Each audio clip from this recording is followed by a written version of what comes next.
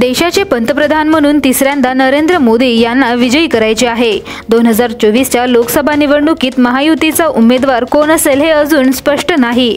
मात्र उमेदवार कोणीही न कोणत्याही पक्षाचा असो, महायुती अभेद राहणार आहे। महायुतीतील पक्षांच्या कार्यकर्त्यांनी आपापसात समन्वय साधून एकजुटीने काम करा व भंडारा जिल्ह्यात 100% निर्धार करत महायुतीच्या महाविजयाचे साक्षीदार व्हा, असे प्रतिपादन भंडारा गोंदियाचे खासदार सुनील मेंढे यांनी रविवारी हेमंत सेलिब्रेशन हॉलमध्ये आयोजित महायुतीच्या कार्यकर्ता मेळावा प्रसंगी केला। आगामी लोकसभा निवडणुकीमध्ये एकोप्याने लढण्यासाठी महायुतीच्या पक्ष समन्वयक साधण्यासाठी रविवारी समन्वयक मेळाव्याचे आयोजन करण्यात आले होते। या मेळाव्यात उमेदवार कोणत्याही पक्षाचा व कोणीही असला तरी आपल्याला संगनमताने काम करून जिल्ह्यात महायुतीच्या उमेदवाराला मोठा विजय मिळवून द्यायचा आहे। त्यामुळे आतापासूनच कामाला लागणे आवश्यक असल्याचे मत नेत्यांनी मार्गदर्शनातून कार्यकर्त्यांच्या समोर मांडले।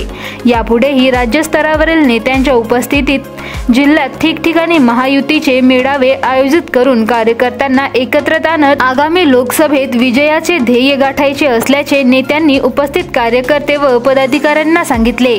या मेळाव्यात जिल्ह्यातील कानाकोपऱ्यातून मोठ्या संख्येने कार्यकर्ते व पदाधिकारी उपस्थित होते। भंडारा गोंदिया जिला वासियों के लिए खुशखबर है। अब आपका मनपसंद channel BS crime media news अब आपके केबल नेटवर्क पर, जी हां, अपने केबल नेटवर्क के एशियन चैनल नंबर 13 पर उपलब्ध है। BS क्राइम मीडिया न्यूज पर खेल, राजनीति, क्राइम, साहित्य व अन्य खबरें प्रकाशित की जाती है। हमारे साथ जुड़ने के लिए तथा हमारे चैनल में खबरें, विज्ञापन आदि के लिए संपर्क करें 8669151757 पर।